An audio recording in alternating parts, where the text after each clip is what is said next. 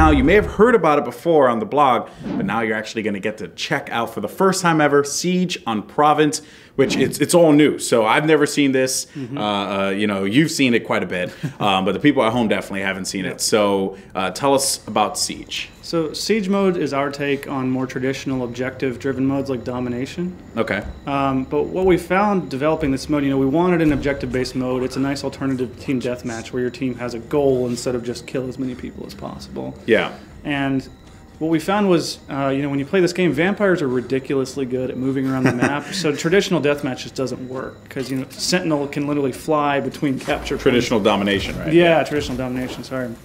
And so the focus of this mode is actually human-driven. They have these basically flare cannons that are calling in reinforcements, and you've got to capture them by standing near them, much like a traditional domination mode. But vampires, their only objective is to prevent this from happening. So they're not capturing, they're just trying to kill you and basically wipe out all of your lives or reinforcements before you can fire off enough cannons. Yeah, that's right. And the way that this works is you have a certain amount of lives. Yeah. Right? And how many lives do you have in the team? 30. So you have 30 lives. So it's similar to Team Deathmatch, but now, like you said before, there's just an objective to it. So looking at Siege here, again, like you said, the objective for the team, capture it. Can the vampires capture A back just to make sure? They can't. So once it's captured, it basically deactivates, and you have to capture. There's always 2 objectives at a time to give you some choice. You know, we don't want to railroad you into one spot and have the vampire just lurking. So we give the human team a little bit of choice, but once you've captured one, you have to get the other. Okay. And there's a certain amount of time that you have before it unlocks, and then you end up having to repeat the cycle all over again. Yeah. So there's 5 to 6 points in each map. You'll cycle through them all in a full match. And how do they? So humans have captured the manor. So they capture the manor now. So that cannon went off. 2 new objectives have appeared because they got the initial 2. Okay. So now they're just moving on. They decide as a team. So C and E are open now. Yeah. So it looks like they're heading to C. So they're going to try and get C before the vampires get here. They're doing pretty good. They're up 10 to 3. And they score points for capturing, getting to the 2 captures, right? It's not necessarily I'm accumulating points because I'm holding it for X amount of time. It's purely based on captures. Okay, cool. And right there. So we're seeing, we didn't see this in the last game. Alex is playing the Scout, who's our long-range specialist. The way the bow works is you can rapid fire it pretty quickly if you're in close range combat, but it's most powerful if you take the time to fully draw it back using the right mouse button. Okay. And what he switched to is one of the most fun weapons in the game. This is the war bow. And what it'll do is if you reach full charge with it, and it takes about 2.5 seconds. He just camouflaged, so he's invisible right now. Okay, I like. If you reach full, so he can charge while he's invisible. If you reach full charge, you can actually knock down your, he got attacked. He's in trouble. Yeah, that's not good. So it's a cool bow because if you pull off a full charge, you can knock people down even out of the air. So if you tag a sentinel who's flying, he'll actually fall to the earth and take damage. Wow. So it's incredibly satisfying to use, but it's slower and a little bit weaker than the regular bow. So it really just benefits from that full charge. Right, and it's a great team weapon. You know, you're knocking people down on your teammates, but it's a little harder to dominate with it. And gets attacked there by that Reaver. So if he's smart, he's probably going to pop his camouflage here and run. Yeah. Good call. Good call. Someone's played quite a bit, and he's hunting too. He's hunting. There was that charge. Oh, he whiffed. Whiff that. Having a little trouble. But that's the thing, right? So if you whiff that shot, you're in trouble. Yeah. If they get near you, and he knows that, so now he's going to change up to the stormbow here. So the stormbow actually shoots explosive arrows that do AOE damage, and they'll stick to the point of impact. So they explode about 2 seconds after you shoot. So you can actually use them as not proximity, but mines. Basically, if you see people coming, you could lace the ground with explosives before they get to you. And how much damage does it do? It's fairly comparable to the base bow, except it's AOE, but you have a smaller clip. So you're basically trading off amount of ammo for explosive shots. Okay. And it doesn't matter like whether you charge a shot or not. It does. The charge shot does more damage, just like with the regular bow. Okay, but it still sticks no matter what. Yeah, it's always a sticky projectile. And that's the compound. The power is driven. So he's going to the stock bow. That's my favorite. It's the one you get for free when you just play the Scout. Just gets the job done. Yeah, it's very effective. So it's the best all-around bow, probably. The other bows have their perks, but this is the most, And what are the 2 abilities that he's using there? So he's using the throwing knives, which are a really good reactionary. Where the hunter has the bowler that knocks somebody up, the Scout has more quickly firing, more damaging throwing knives that will stun a vampire briefly. So it doesn't buy you as much time as the bullet does, but it's a little more offensive driven and it's a little quicker to get out. So you can use it in a pinch when your bow's not fully charged up to buy yourself some time. Okay. And he's also got the turret, which is a sort of mechanical device that does AoE damage. So he'll throw it out at some point. There goes the takeoff. Sentinel's just gone. In time. Just because actually he was going to get obliterated there by that alchemist. So that's not good. And there you can see there actually it's getting contested, so they're going to have to fight this one off, but they have managed to cap it. And they're doing pretty well, but they're up by just a little bit. So again, so they don't get points for kills. Right. So your only goal as a human in this is to basically fend off the vampires while you capture. So as a vampire, you do have a longer respawn time, so there's more of a penalty for death in this mode. Okay. So humans, you want to kill people to get them out of the fight for a while, but the real goal is to keep the capture going over. Now, earlier, the best kill death ratio. Earlier when we were talking about like competitive gaming and esports and all that kind of stuff, there is more of a tendency in competitive gaming to see the objective-based game modes. Yeah. Right? Is that something that you personally, just as someone who would see competition, you would see a game type like this being used over, say, team deathmatch? It's possible. I mean, there's a lot of history too with things like Quake or other strictly TDM games being successful. Yeah.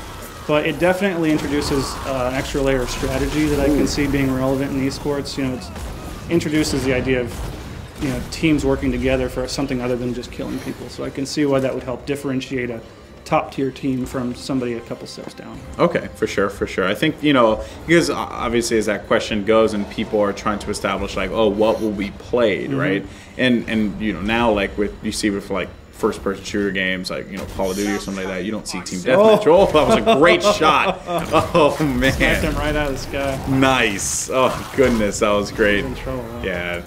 When a Reaver pounces on you and a Tyrant's right behind you, chances are it's not going to work out very well. So you can see his kill death isn't great. He's 2-6 right now, but his team's winning. So, it's nice to have these modes, especially for players. Right now, we've had a lot of players that say, I love the game, but I don't want to chase a kill death ratio, and this is a great way to avoid that. It's more about this mode really favors things like Alchemist with the healing skill because it's more about sustaining your team and capturing than just murdering as many people as possible. Well, that was actually a great grenade. There goes the takeoff. You can never get away from that takeoff. They're pretty quick. It looks like vampires have actually taken the lead here at the end, but if the humans can get one objective, they'll win. Yeah, and so this is going to be pretty close. Now, the more humans you have on an objective, it goes faster. Exactly. Of course. All right. Oh, in trouble. This isn't good. 28. You got to get this objective. Okay, this is pretty intense. Vampire victory. There you go. So now 25. So it's a 5-point lead here. So if they can win by 5 for or Huck's more, team, they will win. Ooh. Tension's rising. So 2-7 he went on the other side. Tough, but he had a bunch of assists and his team almost won. Yeah. All right. So now we have. I think he's going to play some Tyrant probably. Oh yes. I haven't seen that yet. Love the Tyrant. It's probably like one of my favorite classes. And he's using Ground Slam and Enrage. So no, what does Enrage do? What do those two abilities do there for the Tyrant? Kind of like on the Reaver that we talked about earlier, the Enrage is the offensive option for the F ability for the Tyrant. So it actually powers you more the more damage you take. So it has a base level that it makes you run faster and do more damage. So you can just pop it at full health if you want, but if you're at half, you do significantly more than that. So you get stronger and stronger the lower your health is. So the humans have to be actually pretty scared of an Enraged Tyrant because as they try to kill him, he gets stronger and stronger. Oh, that Ground Slam So that was a pretty good combo. The Ground Slam is a AoE stun, and if you can pull off a charge and knock him down first, you can sort of chain them. Yeah, you just got a double kill. So this is a good chance to talk about how our health system works. The vampires do have passive regeneration, but only up to a point. So they can regen minor wounds, basically. So if you get clipped a few times from across the map by a crossbow, it's not a big deal because you'll regenerate that off. But the bulk of the time you need to actually execute a human to heal. So every time you kill a human, they can be basically have the blood drained out of them. And each class has unique execution moves. And it takes some time and can be interrupted, so you have to do it in a safe place, and we allow you to actually pick up and drag bodies away from danger. But the second you get shot, though, you end up dropping that, so that's kind of like the catch-22 there, right? So he's going to execute here. He's just, looks like he's actually saw someone. Oh, I think he got man. all 4. And he's enraging, so he's going to be really powerful here. Yeah, ended up picking up, I think, 1 kill. You can see he's running a bit faster right now. More off though, but he'll probably get this kill too. Oh, maybe not with the firewall. Yeah, firewalls. So he's low health right now. He's going to try and feed on this probably. Yeah. And there's so you get half of your life back if you successfully execute someone. And it's an instant regeneration. Versus so the passive stuff takes time.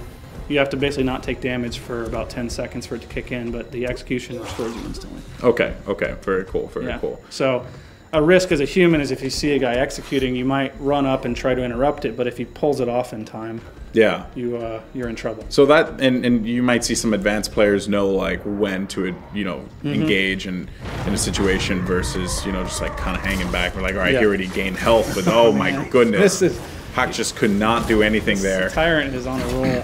Yeah, he really is. Alex is doing a great job. I have to say, man, I'm looking at this and even I'm getting some tips, so feel pretty good. Man, just dead people everywhere. They did capture. Looks like the humans got 1 objective. I think definitely struggling. I think that they're feeling better. That loss was a wake up call for them. Yeah. Alex decided to rally the troops, make some magic happen. Of course. Looks like it. Team Alex is definitely in the lead. Are you Team Alex or Team Huck? That's just what it is. It's Team Jacob. Yeah, no, I didn't want to bring up that reference, but then it kind of went in that direction, so I'm a little embarrassed. Okay, so yes, jump attack. Thank you. This is my favorite too. So he's switching to a totally different loadout. So he's got jump, which lets you leap incredibly high in the air, but it takes some skill to aim because you don't have a ton of air control. Okay. So you got to pick your spot, basically decide when to take off and try to land on people. So we'll see how good he can do. Oh, this is going to be cool. He also switched to ignore pain. So instead of enrage, what this basically does is harden your skin and you take 80% less damage. So it makes him an incredibly good. That's a pretty good jump. Oh! And now he's probably going to try a shockwave here. So we saw the ground slam last life. The shockwave lets you trade out the radial damage for a much longer range but line targeted stun. Okay. So he basically brings opens up the earth under him and sends like a pillar of knockdown in front of him in a line. So you get a little bit more range on your stun, but you don't hit everybody in the area anymore. Yeah. Well, one thing we've learned here is that Huck's team's not the best with humans. No, apparently not. On the other side there, it took quite an effort for them to be able to win that one. So, look at that jump. This is going to be a short jump. Yeah, he didn't quite do that right. But he had to make a call there because he was getting shot in midair. Here comes that shockwave. Oh, he got him. Jeez, what a great lineup on that one. And so he's tanking right now. So what I like to do when I play Brute a lot is what he's doing, which is, get your damage absorption up and actually intercept projectiles. So, the humans might not choose to attack you if they see you're invincible, but you can actually block bullets or alchemist bombs with your body. Okay. So like if an alchemist shield, basically. So if an alchemist shoots in front, or a vampire shield. So if an alchemist shoots their projectile, will it explode on impact if you're standing right in front? Yeah, and she will actually take some damage from her own bomb. So if you crowd her, you can actually get her to kill herself by shooting bombs. Wow. So and that's some advanced thinking. Yeah, there, right? Definitely. That's pretty sick though that you can get to that point thought wise and be like, all right, well, let's see where the situation is. A lot of closed off areas. Ooh, this isn't good. But might actually bust out that the ignore pain and try and make something happen. And he's second now, which isn't going to be good. It's actually at 135.85. Oh, did not get a chance to do it. They have a pretty comfortable margin of victory, but I think he's going to try a little Sentinel gameplay. I like. Victory Sentinel since they're about to win. Yeah, we saw a little bit of the Sentinel earlier. Couple sweeps and being able to pick people up. Looks like he's got a different skin on. This is the Hammerhead skin, as we call it.